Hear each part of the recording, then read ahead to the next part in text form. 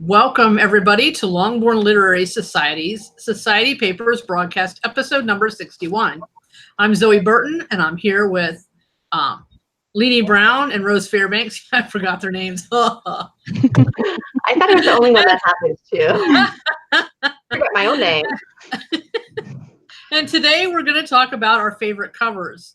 But first, I think Lenie's going to share the quote. We just talked about this, and it went... And then she's going to share what was added to our Pin Self promo post, and we'll share our news, and then we'll have our discussion. So, and then at the end, before we go, I have a bunch of stuff to, reminders and things. So go ahead, Leenie. Okay. All right. We are going to try to figure out how to do all the sharing today. YouTube has changed something on me, so it's a little different than what we were doing. So be patient. We'll get there eventually, probably. If I can find what I want. I can't find it on my... Oh, dear. There we go. All right. Hang on, guys. I don't know why it's not showing me what it's supposed to. It's not showing me. Are you clicked on you? Click on you down at the bottom. Yeah, that's not what I'm. It's not showing me the screen that I want to share, even though the screen that I want to share is open. But maybe I just have I have the tab. They're looking at me. Error. Oh, there you go. Okay, there you go. Now okay, I have it on YouTube right now, and I need to go to Facebook. Good deal. And I'm going to wait a minute to see if it, there we go. It does come up on that screen. All right. So we're going to start with our quotes. I had 3 pictures that I found for quotes. The first one says, your smile is your logo, your personality is your business card. How you leave others feeling after having an experience with you becomes your trademark. And the next one is, first impressions start the story. Consumers make quick, permanent judgments. And I wouldn't say just consumers. I would say people in general. And I'll talk about them after I read them all. Great design is eliminating all unnecessary details. So we're talking about book covers today, and book covers are the first impression that our books have or give to a reader.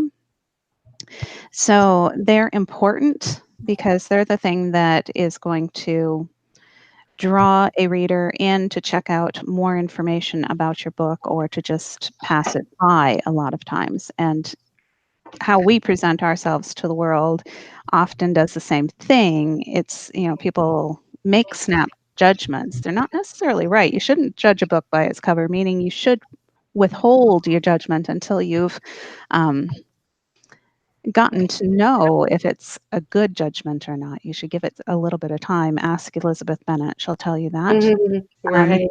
Right. And but it is where our story begins with people. That cover that we show the world, that's where our story begins. And as they get to know us, then they get to know the story that's inside the cover. So we are kind of, you can draw a comparison there. And then the great design one that's talking about everything being kind of stripped away. It's not a bunch of stuff in front of you. It's hard to decipher what's true and what isn't when you have too many things in front of you. And if you think about it, if we change that word design to character, great character is what you have left when you strip away all the other stuff. So, you take away everything. I've been doing Northanger Abbey thinking lately.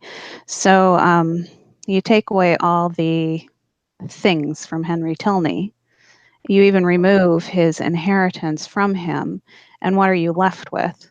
You're still left with the guy who is going to propose to the girl and be true to his feelings and follow his love and do the things that he thinks are right.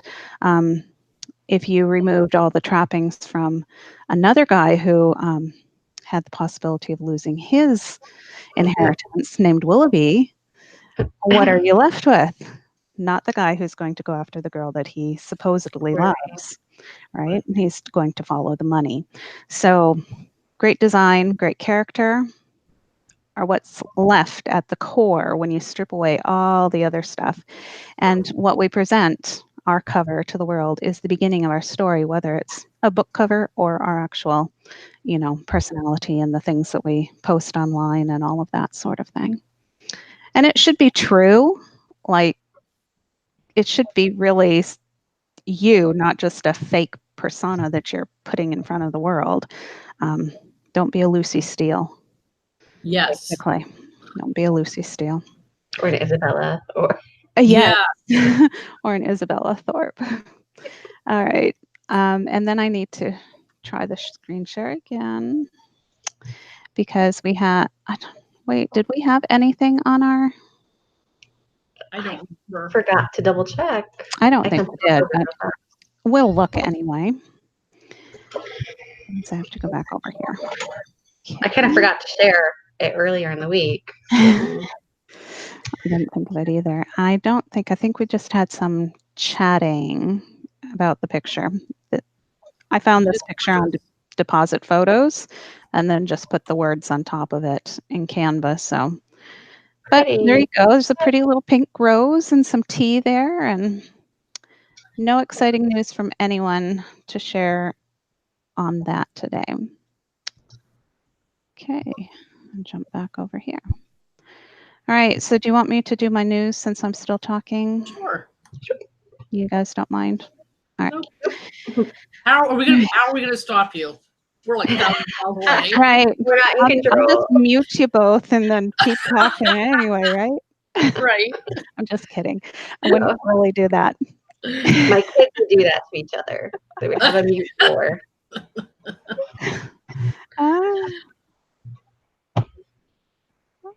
Okay. Is it playing here? It is playing here. This is what I get for trying to click over to another screen. Oh, it started playing the YouTube video on my blog. Uh-oh. Because if you want to know, you can find the link to the YouTube video always on my blog on Saturday mornings. I try to put it there for my blog followers so they can find it. Okay, my news. I just today, about an hour before we got on here, finished all the edits for A Scandal in Springtime, so I can cross that off my list. Yay!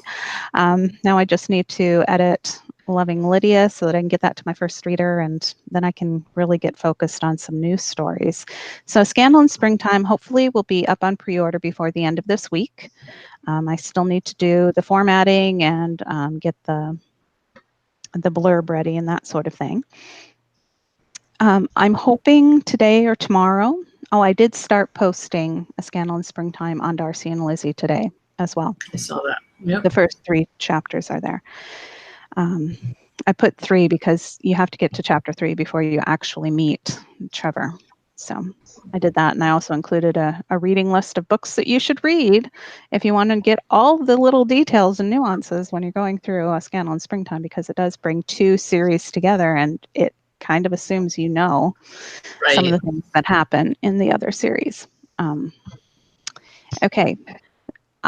Today or tomorrow, I would also like to get the second cottage collection of Dash of Darcy and Companion stories up onto the various vendors.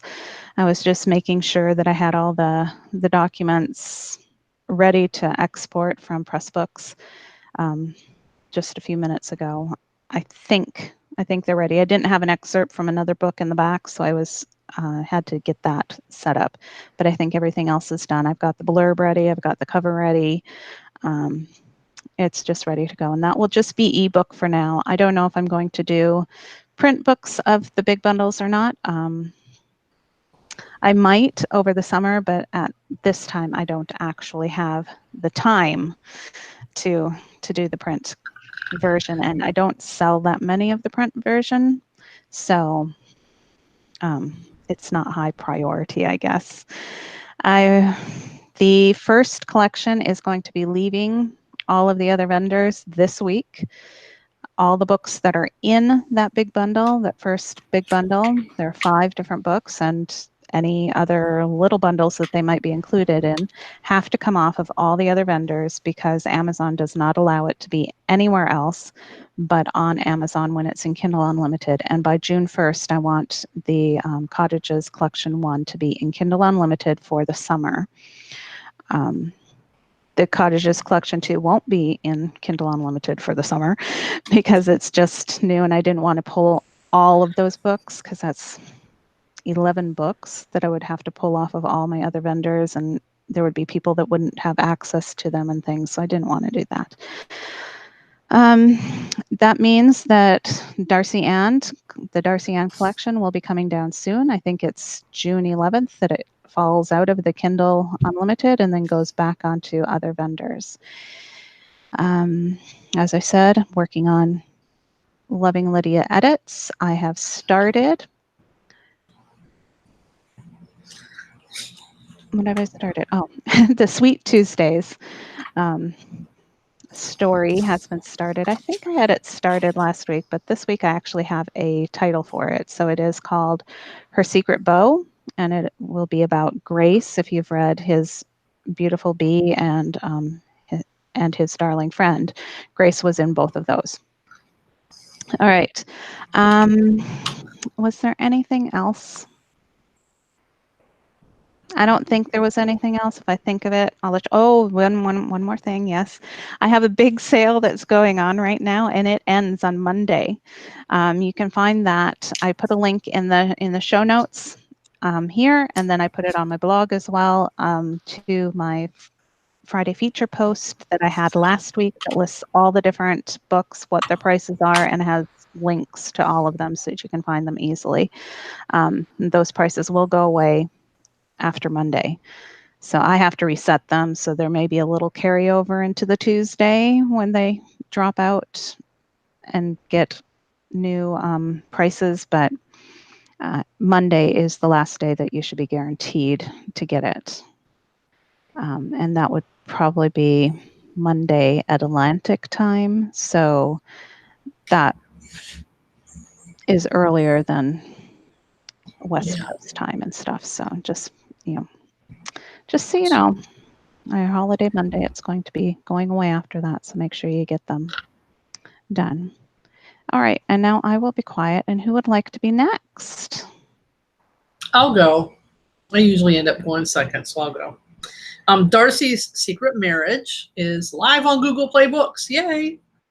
Published Drive never gave me a notice. So I went and I looked to see if it was there, and it was. So, but Mr. Darcy, My Hero, which is that 4-book bundle that I have been talking about. Well, I put it in Kindle Unlimited for a while, and now it's out. But it's been uploaded to Google Play Books and Apple and Kobo and all those places. So you can get it in those places. But it's not in my Gumroad store yet. So it's working on it. But, you'll have that. I finally made a new cover for The Essence of Love, and I forgot to bring it up. So you'll have to go to Burton's Babes to see it, I think. I think that's where I put it. Or you can look, if you're a my newsletter subscriber and you get a weekly. I mean, I suppose I could probably look for it while I'm yakking here and then screen share and show you. I mean, it's not like it's that difficult, right? So you'll have that. I tried to remember to do it beforehand, but anyway, here we go. Let me screen share and I'll show you the cover in case you haven't seen it. Application window. Sometimes I think it's really hard to click and talk at the same time. It can be, yeah. Sometimes I can't really, I don't do well multitasking. So I have to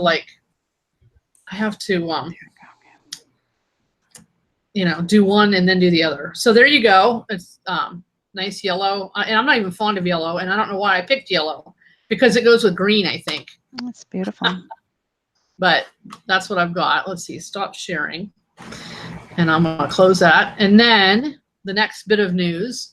And I've got two things. I've got my list and I've got my newsletter because I didn't put everything in both places. All my blog posts were up. That's 3 weeks in a row. I think I've had every blog post. So I did a pretty decent job, I think. I did promise more of that Thursday story for this coming week or for next week. And I'll keep that promise, but the tidbits, that little tidbit, that scene or scenes, is not going to be the center of my new story. I just decided yesterday, because I was struggling so bad, that I just need to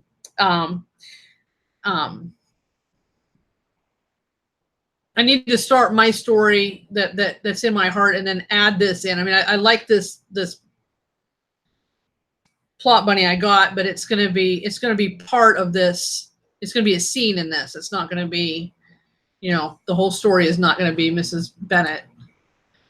So anyway, I have an Austin Authors post day after tomorrow. It's Memorial Day weekend, of course, so the post has a little bit of connection to the major industry in my town that I live in. And the reason, because like the population suddenly like quadrupled yesterday. I was just telling Leenie and Rose that my dog wants to go for an RIDE, because we've been doing that almost every day. And I said, no, because you know what? We're going to be, if we try to leave, we would get stuck on a corner somewhere trying to get out, and we're just not going to go there. It's like living in New York City here in the summer. Anyway, I did begin a new story, of course, and it doesn't really have a name, but the blurb the scene that I wrote is called What Mrs. Bennett Heard, but that's not going to be like that's probably not going to be the final name of the story. But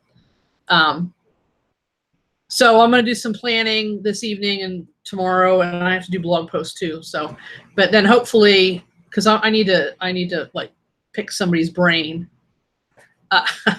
So hopefully somebody is around tonight for me to pick their brain. And that's basically my news, I guess. I got all the windows cleaned upstairs yesterday. That was exciting. That's my life, but it was exciting. So I think that's all my news.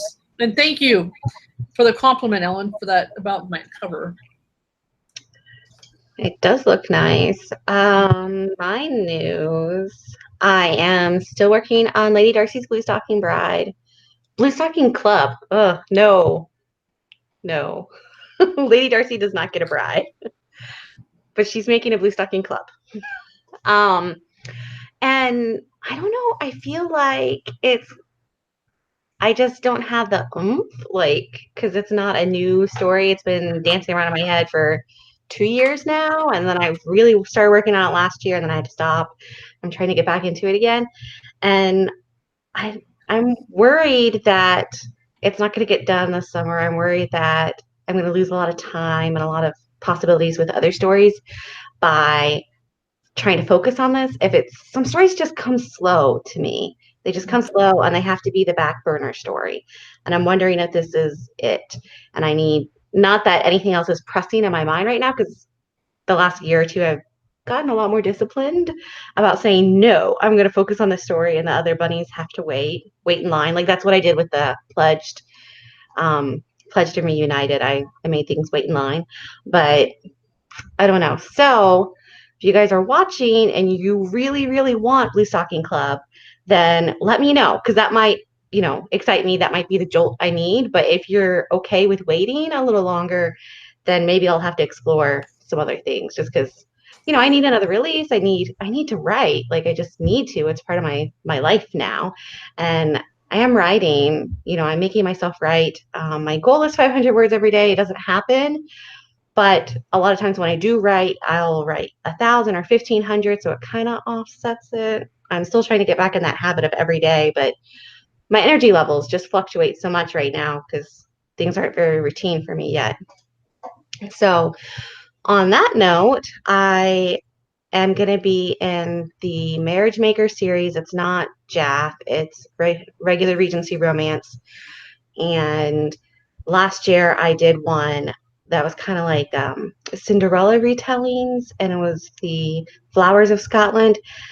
And then it probably won't come out till next year, but it's Wallflowers of Scotland. So they're, just a wallflower at the ball sort of thing, They're not the type that dances and everything. And the hero of that was the historian from Maid of Inverness. So I'm turning Malcolm into a pretty reluctant romantic hero. He does not see himself as a catch by any means. And we just kind of met his heroine. I can't post it online, and I'm never exactly sure when it's going to drop publication wise, but the draft is due by first, and then we'll do a couple rounds of edits with the publishing house, and then it'll come out, I guess, next year, or maybe very late this year. It just depends on how fast they do it all. But there's a couple other series ahead of me, so I know there's not a rush for it or anything.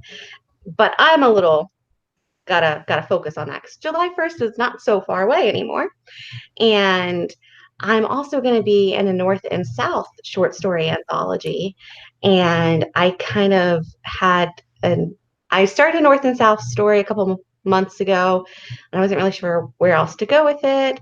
It could either be really short, which would be okay for this set, or really long. And so I finally decided that I think it'd be too long for this because there is a word count I have to be careful of. So I came up with a different idea and spent a little time working on that this week, just because the scene was in my head and I wanted to get it out. Because sometimes when the scene's in your head and you're telling it to wait, then it doesn't come back. So that's really all I did this week. I forgot to do my blog posts last week. It was a busy weekend. We went out of town for my uncle's memorial, and yeah, so I'll try to get that scheduled this weekend for this coming week. But I don't really have anything exciting to tell. My daughter's birthday is tomorrow, and we're doing like a little thing at the house with just us. And then next weekend is her birthday party with a few people. And anyway, she's the type that like has a countdown for weeks ahead of time. And today was like, well, let me open presents early because tomorrow's my birthday, and I'm gonna have this for breakfast. We're gonna have this for dinner, and it's me. So yeah, I probably won't get a whole lot of work done tomorrow, and we'll see about on Monday we have to go back to the old house to tie up some loose ends. I'm trying to get out of that and make my husband go alone because otherwise it'll be a really long day for me. It's a 3-hour drive one way, so that'll be 6 hours plus the time that we're there, and that's just a really exhausting day for me. That makes me exhausted for another 2 or 3 days. So it would probably be better if I could just stay at home. So maybe I'll get to write a little bit then with at least my husband and probably Annie, hopefully Annie out of the house. Maybe I can spend a little time with Teddy and a little time resting, a little time working. Might be the plan. But I've turned down a couple plans for outings for Memorial Day just because I know I'm not going to have the energy. So it's kind of a bummer. I went to the grocery store today. I went to Target. I was supposed to do Target and then groceries, and I got tired after Target.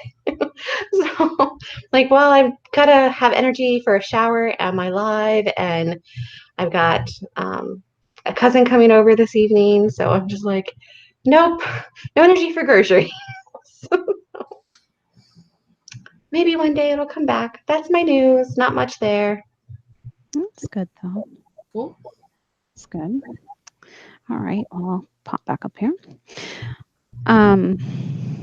Yeah, I get that way too about energy. Sometimes I just can't do it all because it's more than what my body can tolerate. There's too many exposures or whatever. All right. Well, we'll dive into our topic. Kimberly said, "Think when a I can't read. Think when a plot bunny scene comes to mind, you have to get it out." Yes. That could be a problem though, because you have 10 bunnies jumping around and you never get anything done. That's true. Yeah. Oh, it's happened. And then eventually you come back to them and you end up with Franken stories. Yeah. Where you're piecing them all together. Yeah. Yeah. All right. Well, I guess we'll dive into our main topic of book covers. We're not doing a tutorial of how to do book covers because none of us are qualified, I would say, to really teach the subject. We're still learning things ourselves, figuring things out ourselves. There are many people out there who are better at it than any of us would be. Not that we're horrible at it or anything. It's just if you want an expert, you're going to have to keep looking because we don't consider ourselves experts. Especially, I especially don't. I did put a couple of links in the discussion portion of the event page that are to a couple of different videos. One is, I think it's Stuart Beisch is his name, and he is a very good book cover designer. He's He even excellent. has a course on how to do it. I haven't taken the course, but I've listened to some of his videos, and he'll talk about book design and some of the things that are important to design. So he's a graphic design artist, and he is an expert. Like, he worked in big publishing houses doing covers for big name authors, so he knows what he's talking about. And I also put a YouTube video there that shows some guy making a print cover on Canva, and Canva is what I use to do mine because I still haven't figured out how to use Photoshop properly. I don't have the time to sit down and try to figure it out. It's a steep learning curve for me when it comes to technical things like that. So maybe once I'm done homeschooling, I'll have more time to try to figure things out, but I don't right now. And Canva works for me, so I use it. I find it quite simple. I know not everybody does, but I do. And I'll show you a little bit of, Canva when I pull up my covers. Okay, so I'm going to ask Zoe and Rose a question. They don't know this, and see what they say. When you started and you wanted to know what kind of cover to put on your book, what was one of the first things that you did when trying to come up with a cover idea? Who wants to go first? I can go. I guess I was actually thinking along this line. I kind of rehearse things in my head before we go live sometimes. Only too. sometimes. And then other times I'm like, oh, I didn't know that. Well, that was going to come out of my mouth. So, yeah, I guess I was told a lot that you should think about something special from the book. And to me, because of some of the people I was talking to, it was really important for it to look authentically Regency. And there is definitely this idea that models and stock photos were going to be completely inaccurate, and that would just make it horrible and no one would want to read it. So I found like fashion pictures of like from Ackerman repository of what are they called? Lights. Fashion plates, yeah. So I found them and a portrait of Hyde Park from the 1870s. And there's actually carriages on like one end that are cropped out because my thought process was that someone would actually be able to look at it and could tell that they were different from like an 1810 carriage. And we just couldn't possibly have that on my cover. And yeah, so that was the first thing. And it was a very long process. We went back and forth a long time. It was not suggested to me, look at the categories on Amazon, the genre that you're going to be selling in, see, what pops your eye. I have heard that from other designers since, but that was not my first experience. And for the first several books, and even now, it's still sometimes in my head that, oh, I need it to be something special about the book. And there will be like a little clue in it, a little nugget, so the reader will come back and be like, ooh, what's that about? And want to know what it's about. That's where my thought process was on book one. Yeah. I know I looked at books. Like I would go on Amazon, I would look at book covers. I would go on the library ebook site and I would look at covers and I would notice all the things that I liked. At that time, I wasn't really into the using people on my covers because, everybody used people and they all look the same. And, that thought process that still gets thrown around a bit. But then as you grow and you learn, you have to fit it into your genre. But I started by looking at what was out there, what looked like a good cover, which ones caught my eye, which ones looked professional, and which ones looked handmade. Because I didn't really want to have a handmade type look to my cover, and which one gave me the right feel, because I do a lot of things by feel. So that was me. How about you, Zoe? Well, when I don't really remember much about. I do remember what all that Rose said about it has to look like Jane Austen's Regency 1810. My biggest thing that I remember is I wanted purple in there. And there was I didn't even choose. I mean, I did. I was presented with some because somebody else did my first 3 covers. I was presented with images, and I chose from the images. And the first book is an old vintage postcard, that was rearranged, cropped, and then but then that person and I parted ways. Did those 3, and then I had to make my own. And everybody's talking about. I think this was right when people were starting. Well, I think it was before we started talking about using people. But I was like, oh my gosh. And so, I mean, I remember all that stuff, and I was like, well, if I gotta do this myself, it's gotta be easy because I don't know what I'm doing. Yeah. So I settled on, and by that time, hearts had become kind of my thing, and I still wanted purple, and I can't do every cover purple. It still bugs me, but so I started doing the white background, the hearts, and then people said, well, you can't just have a white background. I'm like, watch me, because that's me. But I remember all those. I remember hearing all those things. You have to have it, and I confess, I still will try to have a general kind of like, the new cover for The Essence of Love has a building in the woods in the background, because Lizzie, is abandoned in a building, tied up and abandoned in a building in that book. But I don't stress out over it being perfect, So as long as there's a general theme to it, but I remember all those discussions. Yeah. I think I don't know if that answered the question. I was also told not specifically with the first one, but once I started making my own, was that people were overdone, that there were too many models. Oh, and it was kind of like, the angel and demon on your shoulder sort of thing. So the person I was listening to was like, the angelic person was like, yeah, we're overdone, so don't do it. And then the demon side was like, don't do it, people, because they're using the same models and that's just tacky and they all look the same. So from both sides, I was getting don't do people. And yeah, I made a lot of covers without people.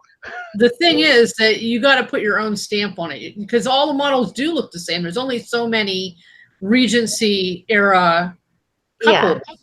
And so you have to using the same couple or even the same pose, because you're not, very few people are buying an exclusive license. These are things that you understand once you're in the business, and readers don't necessarily get.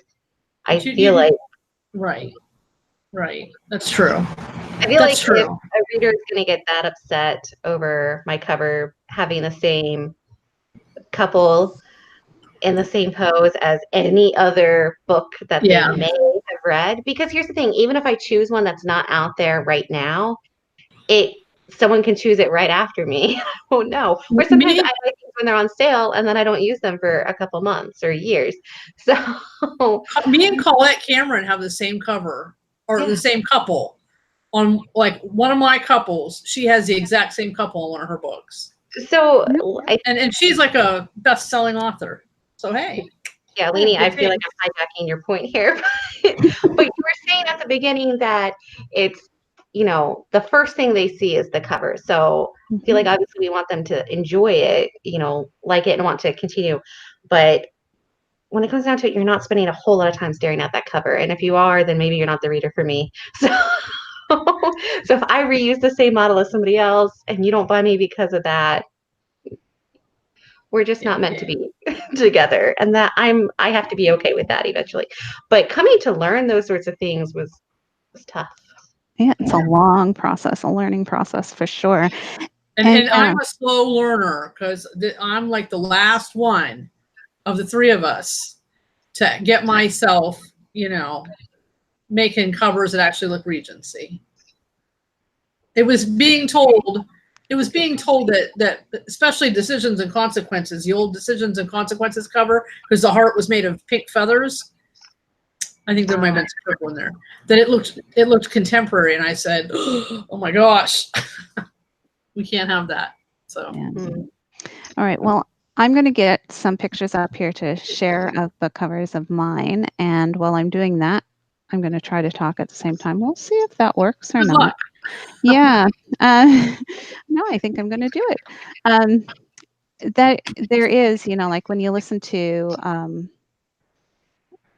I think it's Stuart Bache that talks about, having a narrative to your cover. And the narrative doesn't mean that you're telling the whole story on your cover. Like you don't have to have everything on it. But there was some large name author, and I can't remember her name now. No, Courtney Milan, I think it was, who was criticized for using like ball gowns on her covers. Because they're not They're Regency like wedding dresses. dresses. I've seen a thread where she Yeah. says that. Like she says, I use wedding dresses. Yeah. Compare. But it's not about the fact that it's the exact right carriage or dress or house or whatever. Like, there's one here on my, I'm on the wrong screen. I can't click there.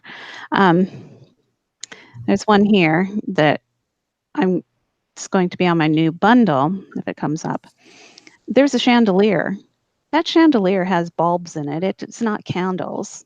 I mean, you don't go into houses these days and have chandeliers with candles in very often, right? So you've got to, but the feeling is there. Like I'm not putting a phone on the wall in the picture, and you've got two people together, touching each other even and looking at each other. So you know that by looking at that cover that it's not contemporary because that's more historical type dressing that they're wearing. We don't really dress that way anymore. And you know that it's romance because you've got the two people there, so it's the impression that your book cover is giving even more than what the elements are that are pulling it together. You don't want to have too many elements. This is Canva, just so you can see it. I have the paid version, and it tells me that I need to update my password, which I probably will do. So I'm trying to find my folders. That's what I wanted. Because I have the paid version, I am able to create some folders, and I wanted to share a few images, and I thought this might be the easiest way to do it. We'll go here. These are images that I've uploaded that I can put into other graphics. These aren't actual designs that I've completely made on here. I've made the designs, I've exported them, I've gone to BookBrush and I've created some things, or I've gone to Photoshop and I've created some things and then re-uploaded them so that I can use them in designs. So that's why they might look different than other places. Okay, and the ones that I had wanted to highlight was my most recent one. I've got two books in this series. I've got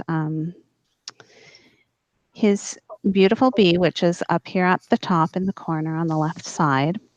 That was the first one. And then I've got the second one, which is down here. I couldn't get them. You can't rearrange them on here. So the order you upload them in kind of is the way they show up here. I have His Darling Friend, and you'll notice that they have similarities between them. I'm going to click this one open so you can see it. I have the name at the top on both of them. I have a small band because all of my book covers have some sort of banding on them somewhere. That's just kind of something that I started with, and I decided I would keep going through, that there would be some sort of little bit of banding on them. Then I've got the title, and I've got the series, which is Touches of Austin. I need to put like book 2 in here on this band as well, so that it's there. Amazon told me that I can't have them on a series page unless the cover has the book number on it, which they've never told me that before. So I don't know if that's true or not, but I thought, okay, I can put a book 2 on there. That's not a huge problem. I really like things that are very monochromatic or just a few colors in them. I really like that. But that's how that series of cover is going to look. It's going to have that band. It's going to have these names all in those same places, so that if you're looking at the books together on a shelf, you can say, oh yeah, they have similarities, and your mind just automatically assumes that they are part of a series. I did not put a link for this one in the show notes because I don't have a link for it yet. This is my brand new cover. The first time people are seeing it is today and on my blog on Monday, and I put it in the comment section on Darcy and Lizzie too, so that people could see it, although I put it as a phone there instead of the e-reader. And I am redoing the series, the first two in the series covers, because I made a change on this one because I liked it better. I put my name here. It used to be I had my name at the top, but it's really hard sometimes to get that name to stand out because of, trees or whatever you have at the top. It just doesn't. It is. Yeah. Yeah. So I moved it down here so that it's easier to see. So you can see it's a Leenie Brown book. Even though it's smaller than the title, it still stands out fairly well. And you may listen to designs and they'll say, oh, you shouldn't put them so close together or whatever. I like it like this. And I think it looks good. So they can just be quiet. Okay. And then I've got a little emblem up here that's Darcy Family Holidays. It says book 3. All of them will have that on there somewhere. It may be on this side. It may end up being on the other side. Really depends on how the picture is situated as to whether it can go one place or the other. I did make the title bigger than the author name because I do kind of want people to notice the title. But then I think when you're looking at an image, you always want to note where your eye goes first, where it goes second, how it moves around the image. And when I look at this, my eye goes to A Scandal in Springtime, then it goes to Leenie Brown. So I know the 2 most important pieces of information right away. And then I might look at the Darcy Family Holidays for information stuff. Of course, I see the picture. I see the guy and the girl kissing. That's Kitty and Trevor there in a garden, and there is a reason why there's a garden picture behind them, but you have to read the book to find out. Right. There was a reason on this one too why there is a library, but you'll have to read the book to find out. Same with His Beautiful Bee. There's a garden there because they spend a lot of time in the garden, so it just seemed like a good thing. Okay, this is the old style that I had for that series. The only thing that's really changed is I've moved the name, and I don't have a Pride and Prejudice novella on it anymore.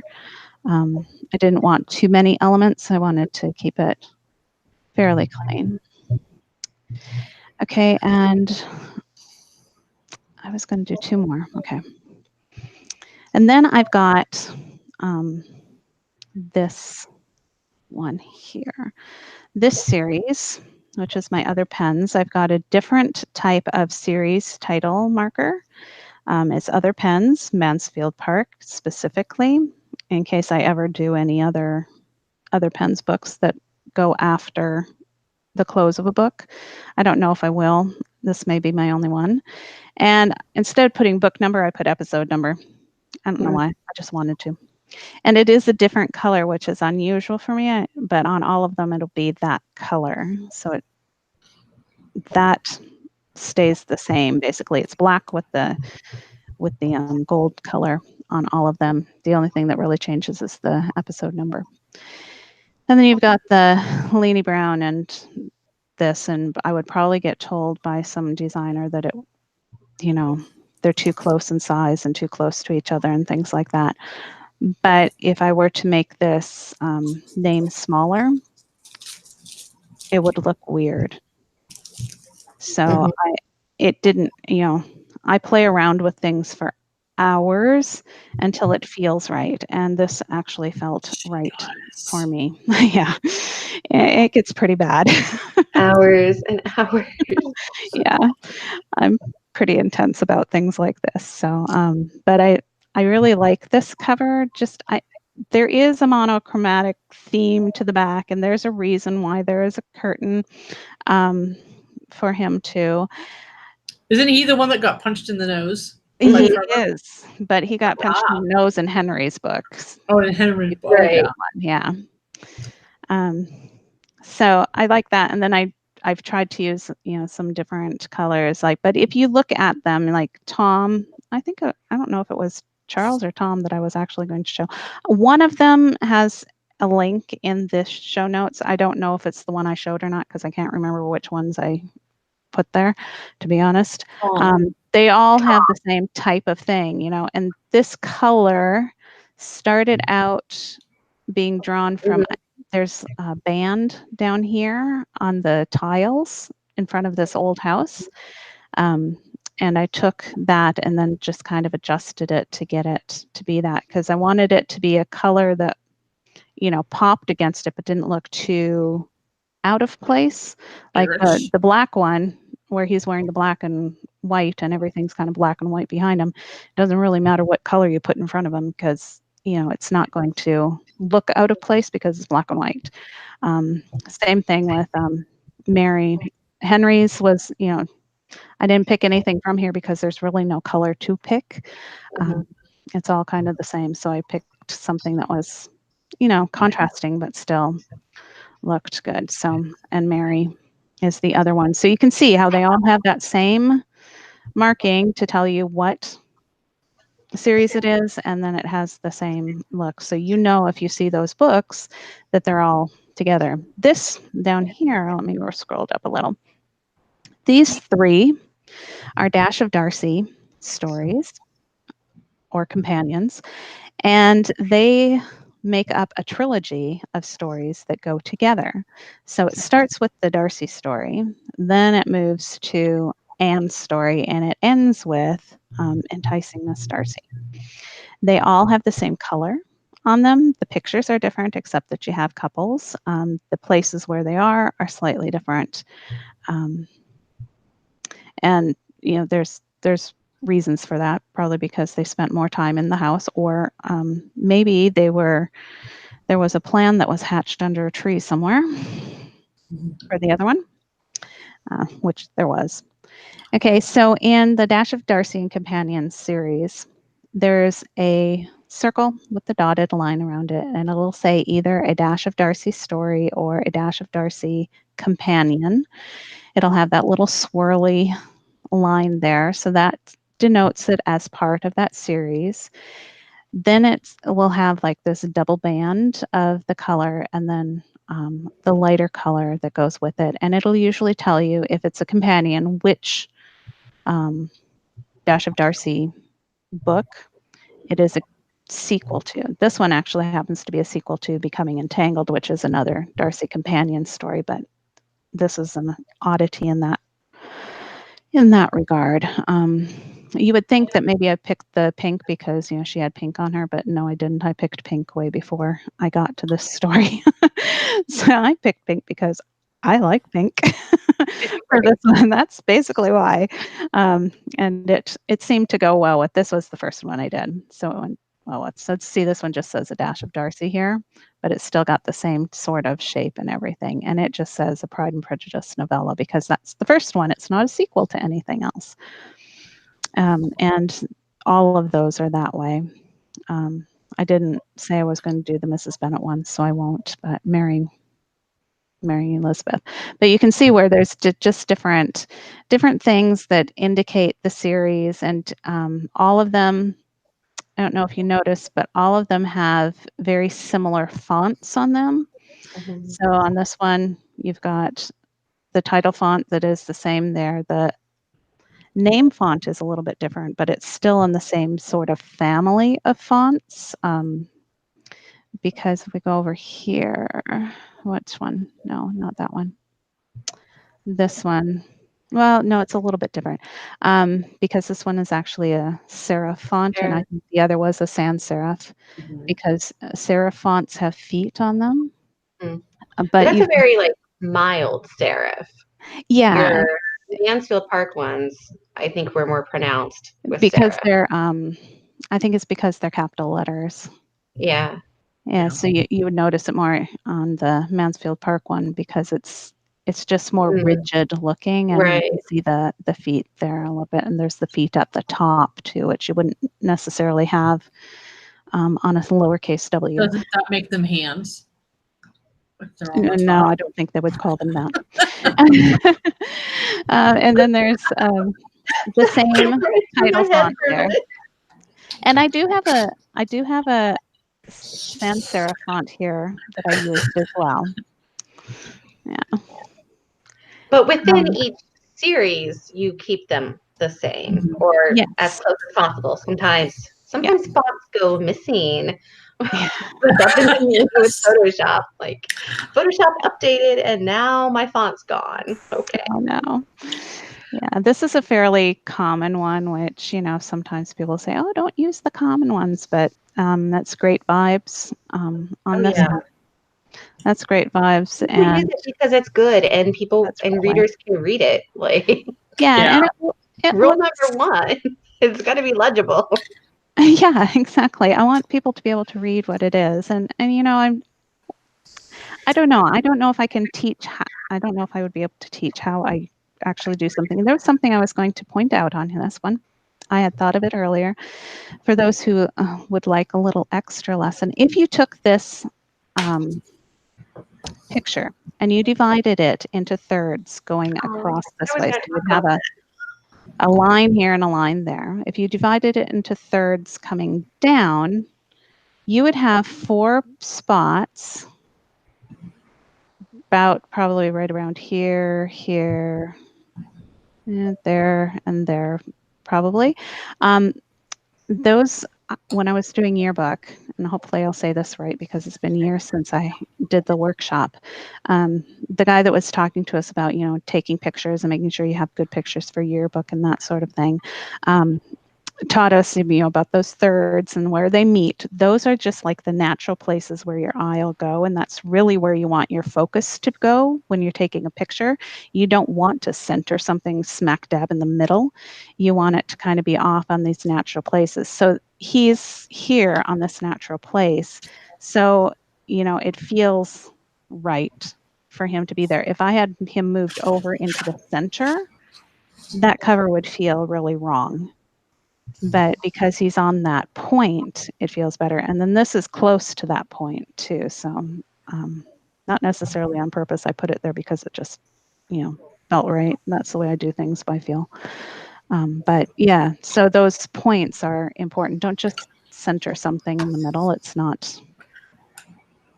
really not how a lot of design things happen. So a lot of mine, I don't know, a lot of them I didn't even necessarily do it on purpose. But if you were to divide this, she's pretty close to that point right there. And it just feels like it's right. If I moved it over, she wouldn't feel right. I could probably move her to the left a little bit and it would be okay, but there's probably something over here I don't want you to see. So that's probably why she's where she is. But yeah, that's one thing that there's so much. I don't know everything there is to know about fonts or design or anything. There's just so much that you can learn about those things, and that can make things go from okay to wow, that's really nice, or the other way around too, I suppose, if you don't pay attention to them. But those were mine, and just a few thoughts about them. Next. So I can click on you. I'll go. I'll go. Okay, Zoe. All right. I love all your covers. I used Canva too, but they've changed Canva. Like started learning Photoshop, and they changed Canva. I went back to Canva to do something or other, and they changed it in like the 2 or 3 or 4 months since the last cover I made.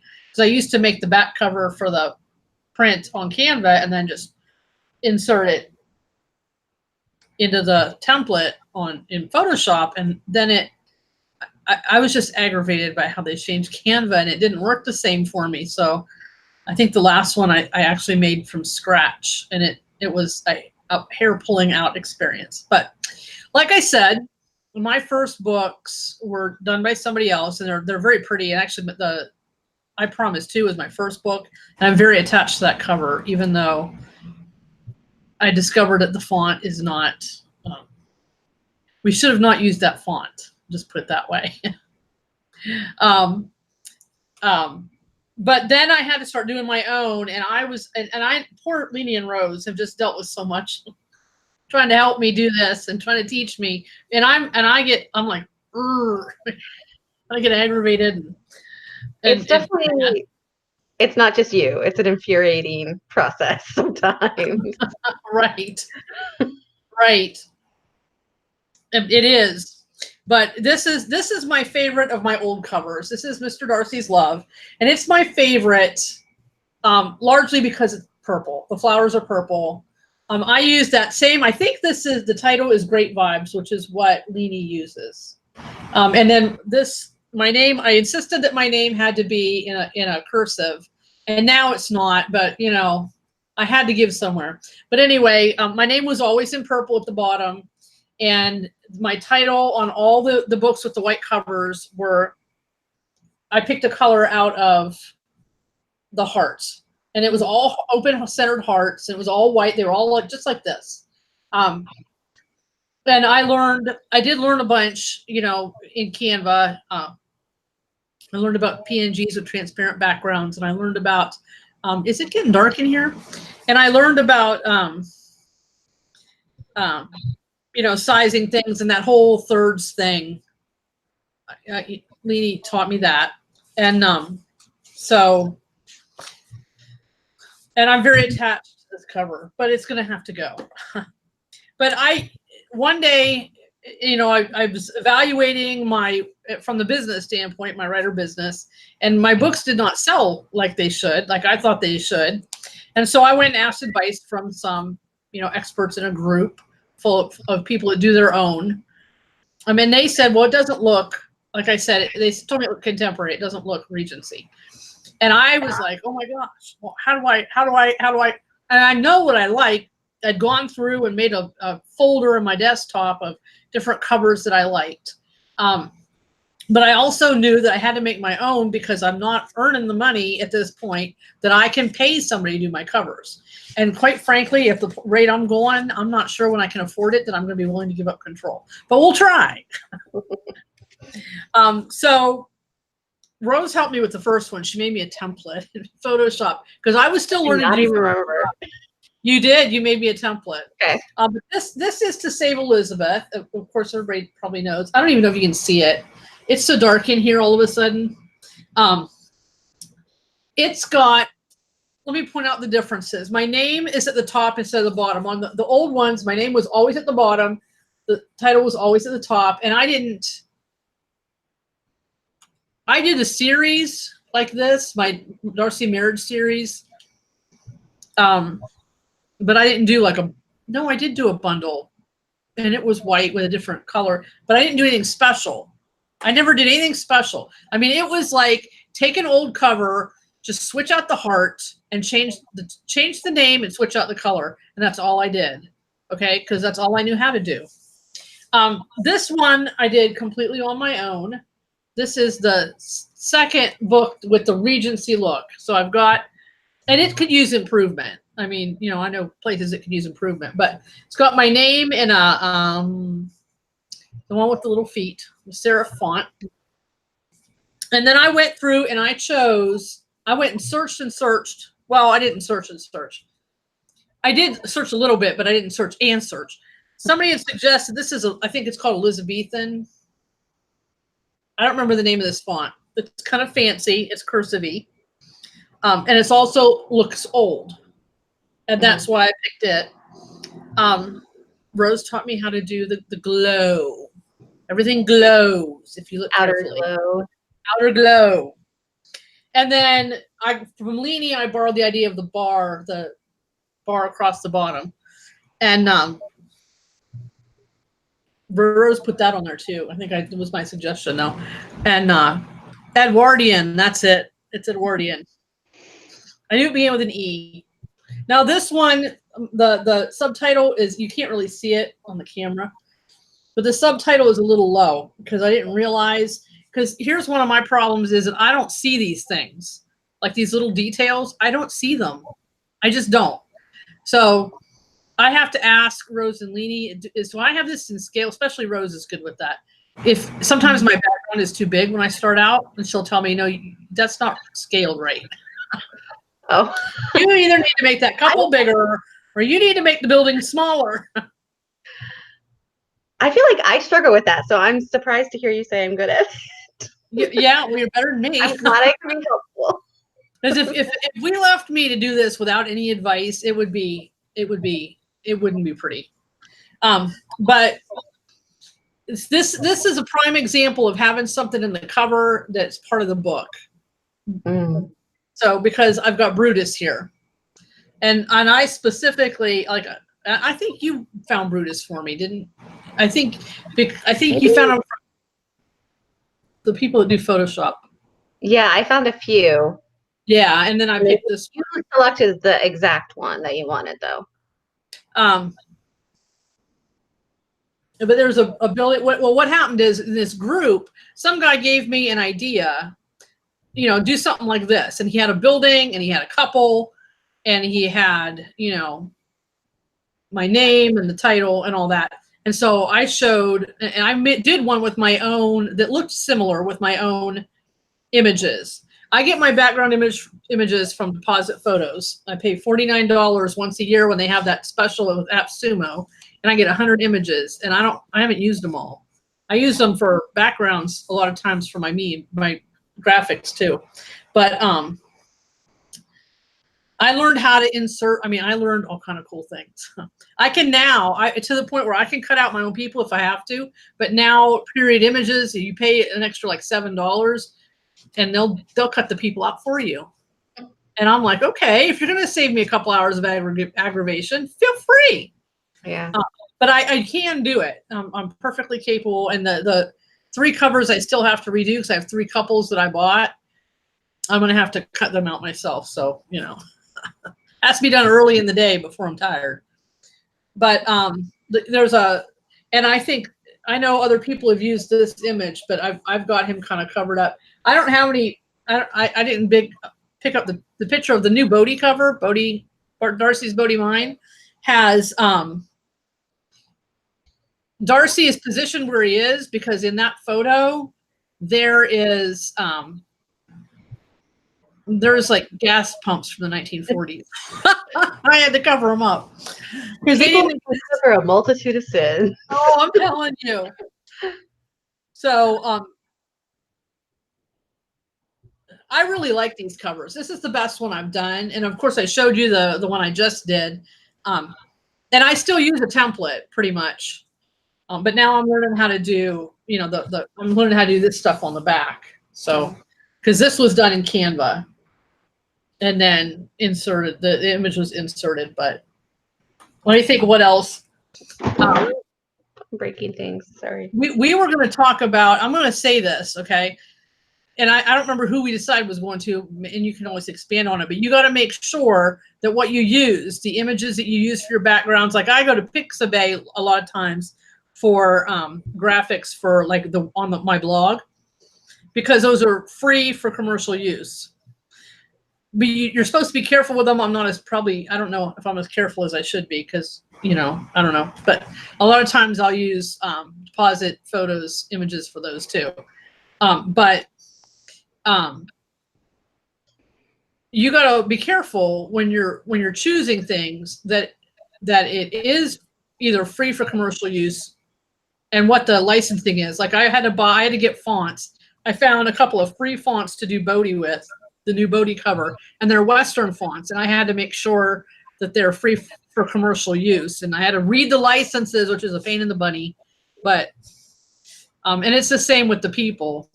And the image, the background, I'll be honest, if you type in to deposit photos, English estate or something like that, vintage English garden, or I don't even remember, but for like houses, like you can find a picture of, I think it was Pemberley, but it says editorial use only. Mm-hmm. I'm pretty sure because I didn't use it. So you have to make sure your image does not say editorial use only. That bums me out because I'd really like to use a couple of those, but whatever. But like for fonts and images, you got to make sure that you can use them commercially. Yeah, we were talking about this when we were getting ready. Something that I had seen or heard actually on a podcast just this week. In case you haven't seen the news reports, I did look it up to see. It is really true. Ariana Grande, who is a singer, she is being sued because she posted an image on Instagram, on her Instagram account. It's an image of her that was taken by a photographer, but she did not have permission to use the photo that the photographer had taken because the intellectual property rights belong to the photographer, not to the image that is being photographed in this case. So she's being sued for using her own picture, a picture of her on her Instagram because somebody else had taken it. So, I mean, you have to be very careful when you're looking at the licenses to make sure that it can be used for book covers. Some things, like I've bought some things on Etsy before, like for background things like my Tea Time Tales. And I know on Etsy, some of the digital papers and things will just say for small commercial use, but then it might exclude something like a book cover. So I've actually written to the people and said, is this okay? And they were okay with it, so that I knew I was using it properly. And there are sometimes limits on how many times you can use that picture before you're going to need to buy a new license for the picture. I have talked to a few photographer image creator places where sometimes it's only licensed for a certain particular amount of time, like 5 years. So you can only use that picture for 5 years, and then you would have to get a new picture. So you really do need to look at the fine print and make sure that you're using something that is allowable to be used. And if you're using free images, even if they're public domain images, just be careful. It's not someone else's picture that was uploaded by someone else who didn't realize that it belonged to, So just be careful. I guess that's it. So Zoe, did you have more? No, I don't. I think that was about it. I'm sure I did, but I forgot it, and so we'll just say no, I don't. Okay, we'll go to Rose. Okay. Yeah, so on that note about public domain images, my first cover, which I do plan on sharing, was public domain background. And my first couple were like that. And honestly, it started to get difficult to find ones that were public domain with the right look, the right date. And also, I started to get nervous because someone might have uploaded it incorrectly. It was very difficult to find out for 100% sure the licensing information. It just made more sense to start buying them. So let's see if I can remember how to share things.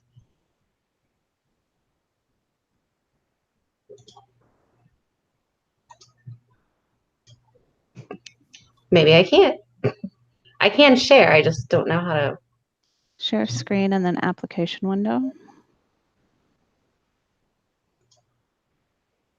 You have to have whatever it is you want to share. It has to be up. Oh, there you go. You got it. Are you seeing it now? Okay, like the video uploads in one like the same tab. So I guess next time I'll just have to do a new tab for YouTube so that I can do that and have it up without it. Okay. So anyway, this is my first book, The Gentleman's Impertinent Daughter. And I did have a designer work on it for me. And this is the one where I said I found a public domain picture of Hyde Park, not a picture, a portrait from I think the 1870s. And I used the fashion plates. And it's all good work from a design point. You know, she was able to color everything and move them around, switch their angles and stuff so they kind of look like a better grouping. Um, there's not a lot of male fashion plates, first of all. Secondly, some of them are kind of goofy looking. The fashion plates, they're really kind of more like the runway looks, you know? So every once in a while, you'll find one that says a note, the Duchess of blah blah or the Countess wore this for this occasion or something, but then that's like a celebrity on the red carpet, you know? So not, yeah. I like to point them out sometimes when people start debating that Regency outfits only looked one way. And I'm like, well, what about this fashion plate and this one? But for the most part, you do need to remember this is like Lizzie probably would not have exactly looked like this. Anyway, so the proportion, they're not, you know, the drawings were supposed to highlight the fashion. And so I feel like the proportions of faces and stuff are off. And like this, one of these is French. I think she's French. And they drew things very differently than the English ones. Anyway, Rose, yes. did you stop sharing? No. Okay, because we see you and not your fashion plate. Let me try this again. Maybe I accidentally clicked it. Are you seeing it now? Yeah, okay. we can see it now. Okay. Okay. Maybe I accidentally hit that button. I'm seeing it now and I'm like, oh yeah, I probably accidentally bumped that. Probably. Okay, I'm sorry. Anyway, so I was saying this girl here in the white, I think was French. And so it's hard to tell in this because I made this Instagram size in case I want to share on Instagram. But if you got real close, you could see that like her facial features look weird compared to the others or something. Anyway, so you can look at this and tell this is nothing like Regency romances. There's nothing even, I tried to be more historical fiction, I think, at first. So there's, you know, it just doesn't really match anything. There was a certain aesthetic this designer was going for. Also, I think we kind of touched on this, but just to say it bluntly, very few designers are artists. You have to go find the pictures. They might be able to help you, but what they do is they can recolor, they can resize, they can place things, but they're not going to be able to draw you people. Also, some of the like smaller ones or freelancers, they might not have a lot of experience in book design. So they might not know your genre or necessarily what's going to sell a book. So this is good design work, but maybe not the best thing for a book. So then I started making my own a couple books later. And this is the current cover for The Gentleman's Impertinent Daughter with an old style. And I do need to rebrand this, but I'm getting ready to make this a series. So I'm still looking for the right thing, but I decided to do this band with a serif font up top and a script font over the band and my name up top. And someone recommended to me to use the swan. They kind of felt that kind of fit the book where Lizzie kind of feels like an ugly duckling and turned out to be a swan sort of thing. And I used the orange from the beak for the band. And I do like how it turned out. It's really simple. This is all just one picture. I'm not having to crop backgrounds. I'm not having to change anything. I just put the font, like the words on top of it and the band. So it was a very easy jump for me, I guess, from not making my own to making my own. A good transition. So a sense of obligation, this wedding dress remains one of my favorite book covers. And it's pretty. it doesn't look very Regency. It's a little contemporary, a little modern, but I just fell in love with it. And it's like the sheen from the dress and the dark, the contrast of it, and then the eye going to the roses. You can tell right away there's a wedding happening and it's a forced marriage situation. So I feel like that really fit. So this was once I picked this, it was definitely like, and I started to think more about branding. I was like, okay, I can never go back to this sort of thing if they're just not going to look good next to each other. So like Zoe was saying, I see mistakes with this, things that I've learned. The spacing here is a little off with the title. I didn't know how to make the letters pop here. I didn't know how to make them pop here. So this half is in white and this half is in black. But it's sold well. The rose and the Fairbanks are a little smushed together. So just tweaks that you learn along the way. But it's one stock photo and it sold really well. It's very eye-catching. I feel like I've had compliments on it in print at festivals and stuff. Next to more standard Regency looking paperbacks, and like the people have been, even other authors have been like, oh, I wouldn't have expected that, but it's really pretty. So maybe they were just being nice or something, but I will take the compliment. Right. So this is what it is currently, and again, I think I've rebranded more than Leenie and Zoe, so I need to rebrand again. Every July. What? Every July. Every July. So I need to rebrand again because this is going to be a series. And I have like the little couple down here that was supposed to kind of tell you that. But the book didn't end up happening. Everything's delayed. I'm always behind on my plans. So I had decided to do this sort of like wallpaper look with two different wallpapers and a filigree here. And this was the first thing was a template suggested to me by another author that kind of was holding my hand, learning design. And then this one was I went to look at covers that I liked and kind of thought of how to make certain things my own. So that's why it's so starkly different. But I kept with the bouquet because it was close to it, I felt. And the serif and the script were pretty close. My name's in the same spot. It's pretty close font. It's a little bigger, but it's got, what is it called, where they're raised, embossed. This is an embossed font, and I use it on this too. It's just not as noticeable, but in the other ones for this style. So the problem with this is that I did all of them this way, and then they all looked so similar that you couldn't tell the difference between different series. So that's what I'm trying to work on now. So I made this one because of Blue Stocking Bride. I couldn't find a full image of something that I liked. I wanted to show the blue stockings because that's how the society first got its name. Was one of their guests who was a writer was too poor to afford black silk stockings for a formal dinner, which is what he was invited to. And the hostess told him he could come in his blue stockings, which would have been knitted in wool. And that's where they got the name. So this is a couple on a bench, and I think there's like maybe knees or something that cropped out. She's wearing black like pumps. And so I blocked them out a little bit with his shoe, and then I tried to kind of even it out here so it didn't look like a pump, but they turned out more purple than blue. These are pretty nice blue though.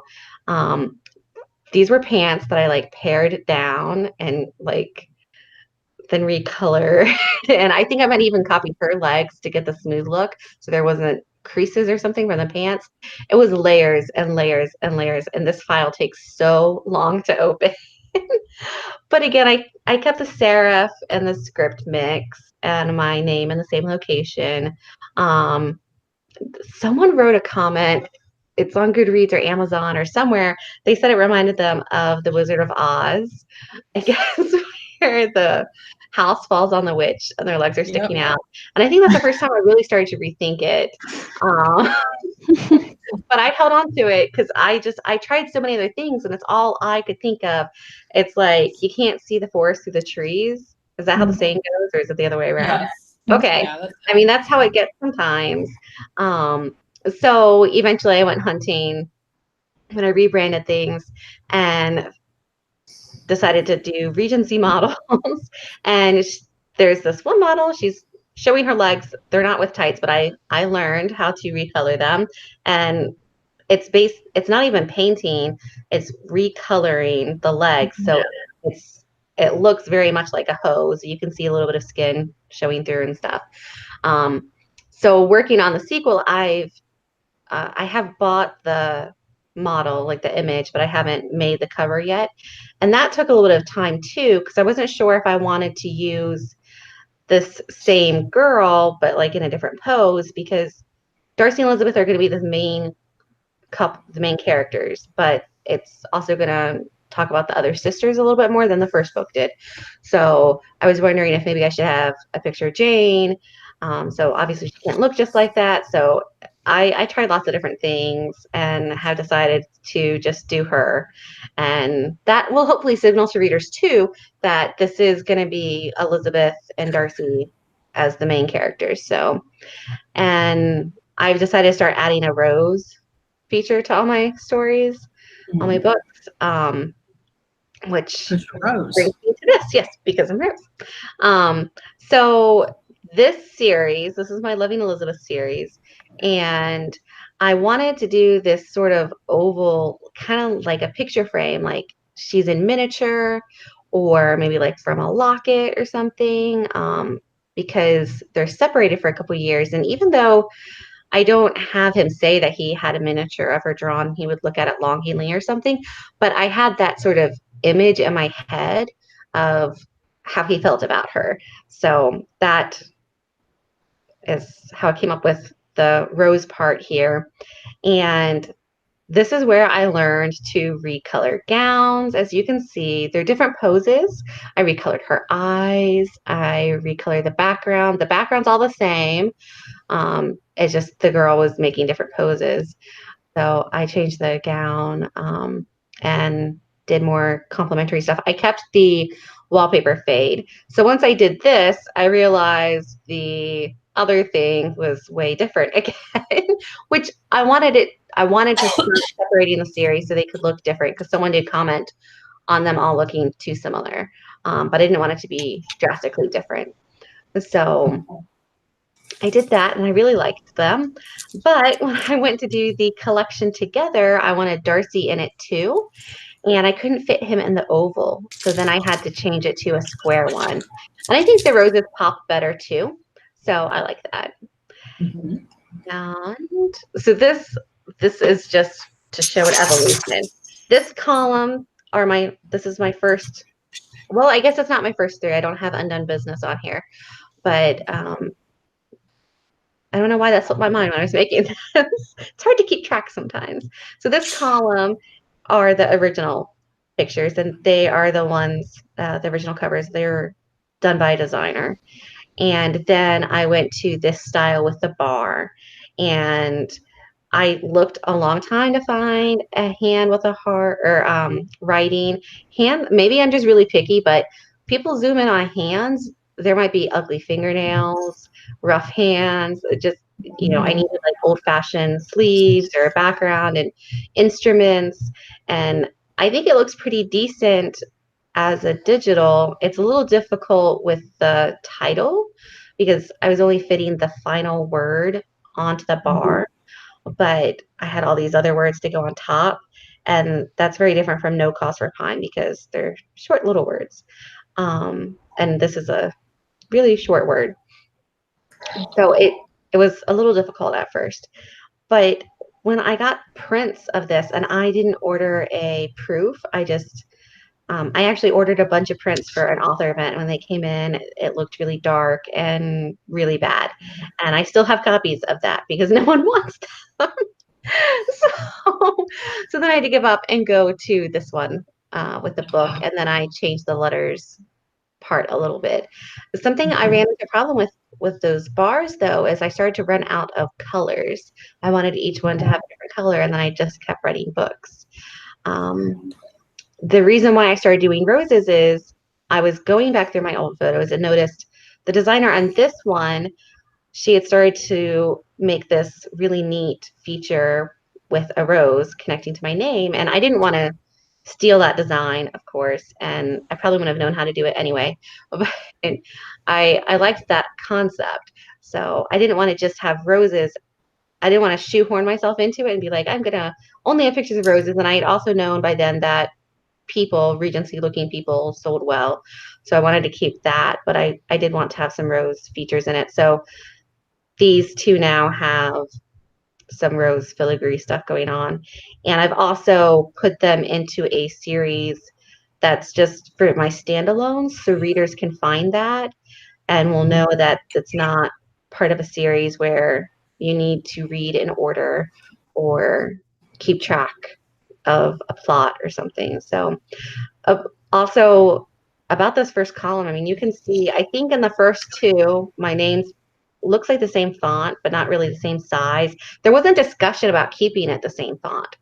So I guess she might have asked if I cared, and I probably said, "Oh, I don't know," because I felt so uncertain and everything. But um, it's a pretty big jump between these, and then again to this. I mean, there's a little bit of connection between the labels here, but they're not really the same. They're not the same place.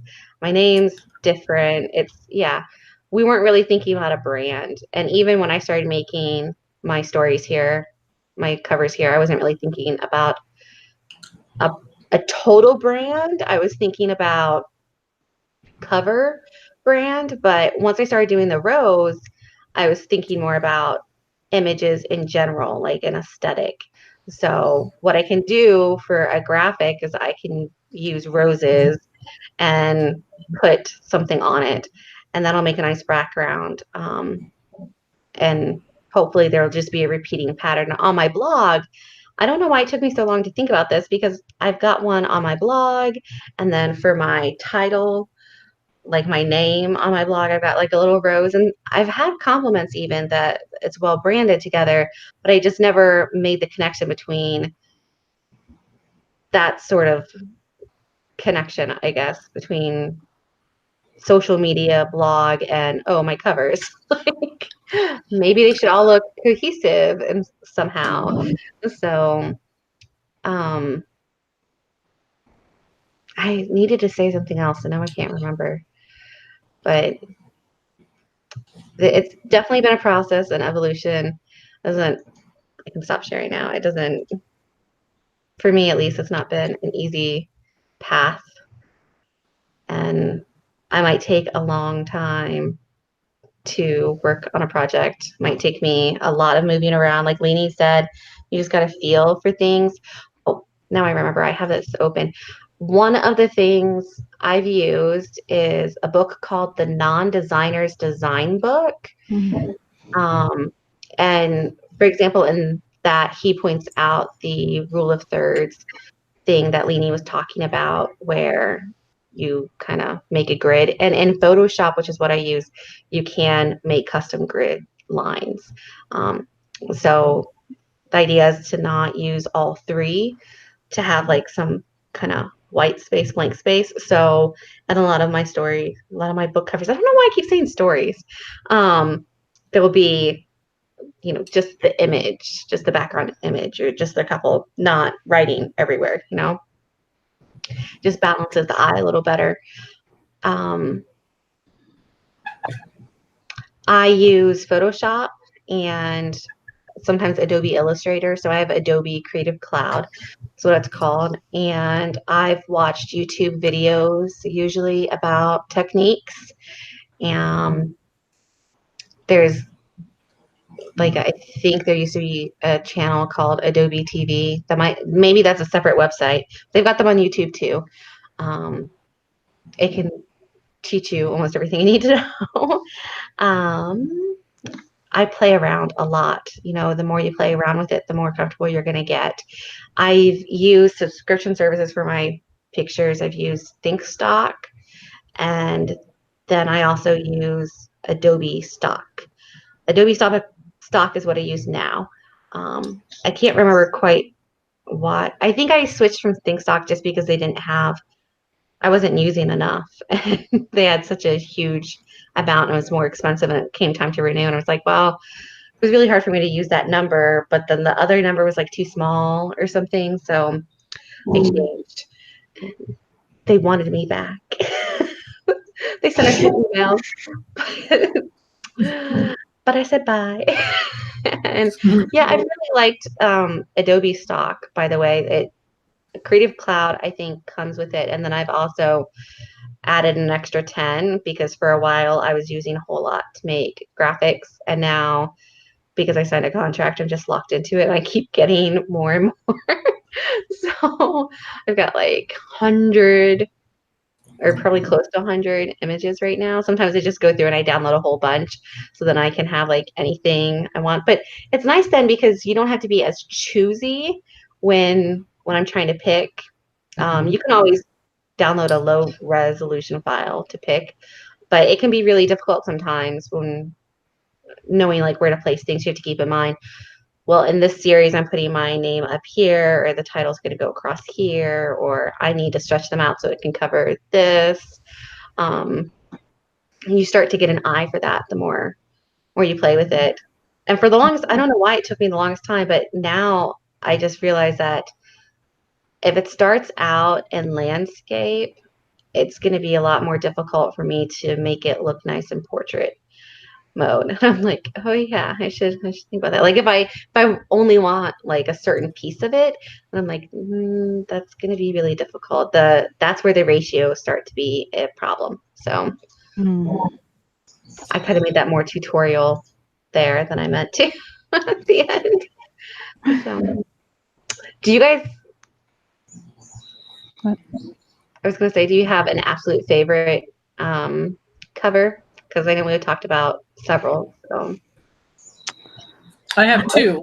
This was like picking children, you know? It was like, Yeah. I could just talk there's a story behind every cover, like how I got to it, what I learned. No, I don't have a favorite. Yeah. There are too many that I like. Oh, well, there's one. I do like one for Peace of Mind. It's purple, and it has like, it's tone on tone, and I really like the tone on toneness of it. Would have loved to have done all my book covers like that, just with different colors, you know, but then no one would have known which book was which either. So. It gets confusing even for me as an author. And even in my Kindle, I was trying to pull up the title of that design book. And so I've got a Kindle app on my computer, and I was just scrolling and scrolling through all my books. And it's organized by author right now. So when I get to a certain author, there's like rows and rows of like just one thing. And I'm like, yeah, it's like I have to remember, I'm like, the blue book is this couple sort of thing. So Yeah. So yeah. Oh, I was going to just, yeah, we need to get going because it has been an hour and a half. But I was going to show one more thing just so that people could see what it was, because I keep talking about Canva, and Zoe talked about Canva and stuff like that. And I did show like the folder area, but I just wanted to show like where you would work in it. So let's see if I can do that really quick. I do really like this cover, so that is, it's one of my current favorites, and then the next one will be my next current favorite, you know, so it just goes. But you just add in different, oh yeah, I can't click on that. I have to actually go to the real screen. There we go. Okay, so you've got all your little design things over here.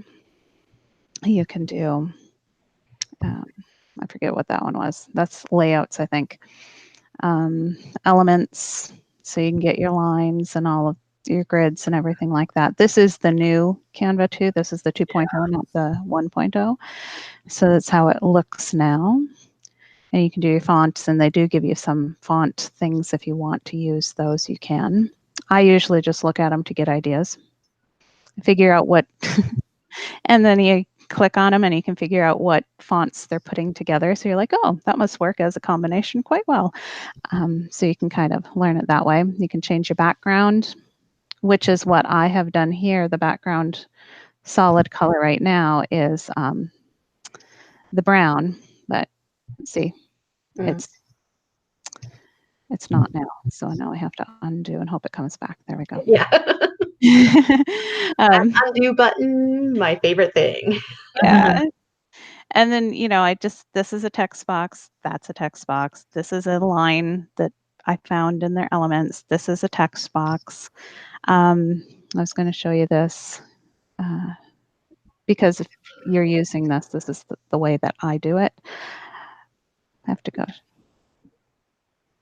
Okay, so yeah, I finally got tired of looking for that book, that little scrolly thing. So I put it in a folder so I could find it more easily. Sometimes it's really hard. You scroll through everything. That's the thing with finding pictures too for your thing. It's hard to follow. Okay, so here we've got novel expressions.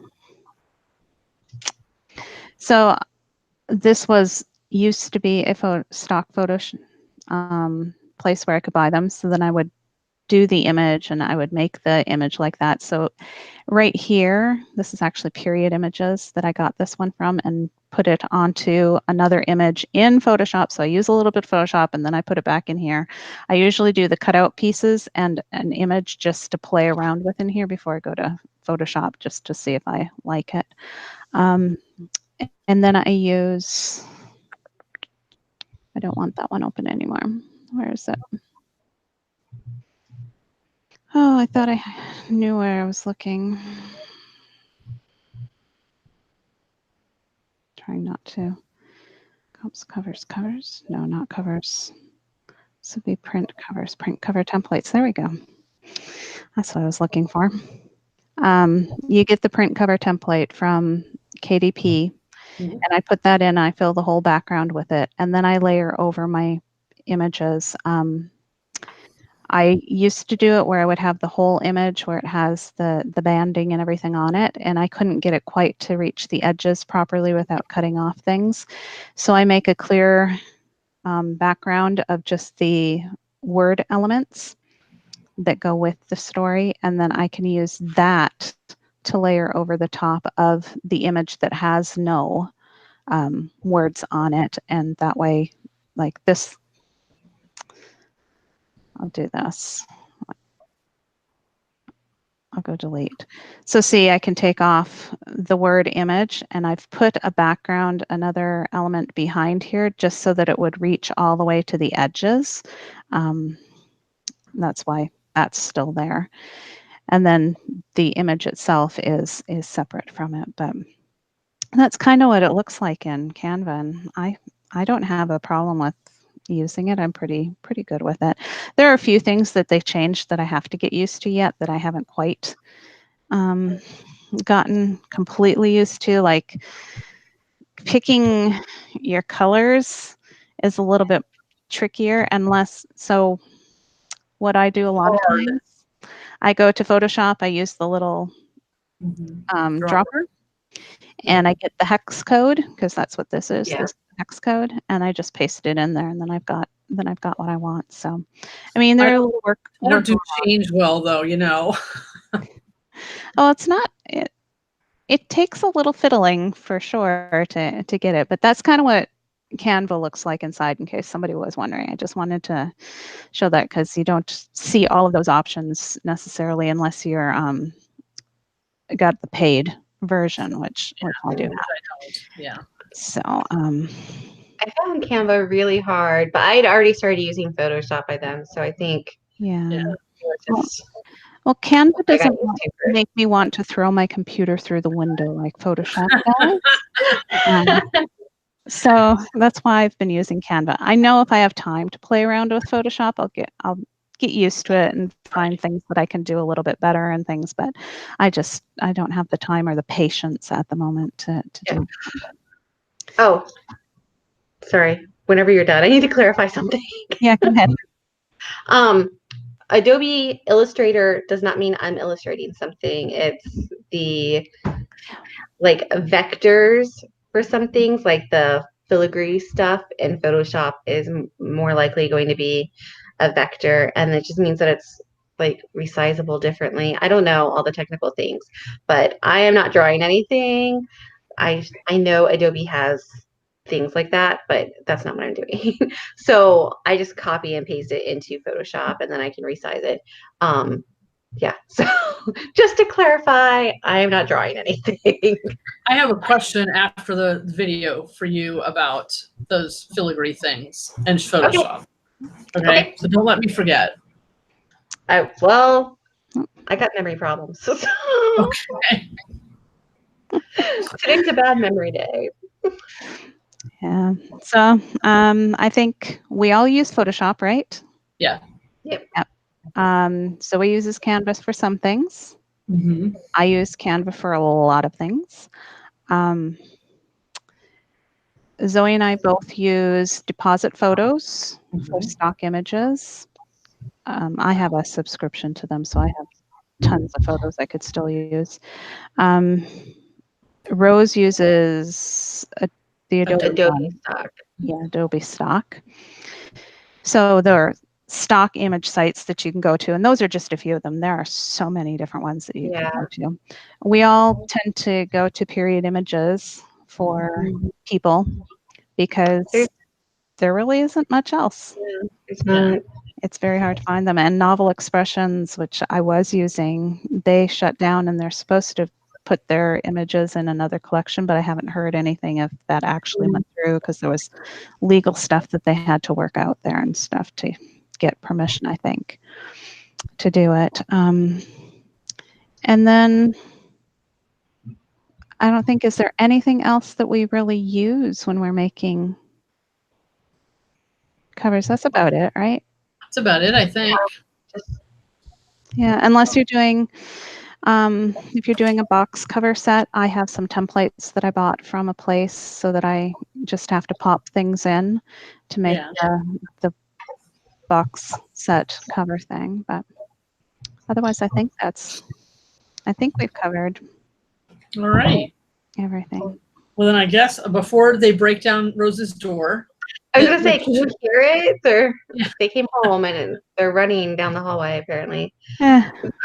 So I'll go ahead and I'll wrap us up then, if it's okay. Yep. Okay. Before we go, I'd like to call your attention to a few things below the video. If you've not subscribed to Rose's channel, it says mine. I forgot to change that because I have a little script, because I can't do this on my own. And it's Lenie's channel today, by the way. It's what? It's Lenie's channel, by the way. Lenie's channel. See, this is why I have a script.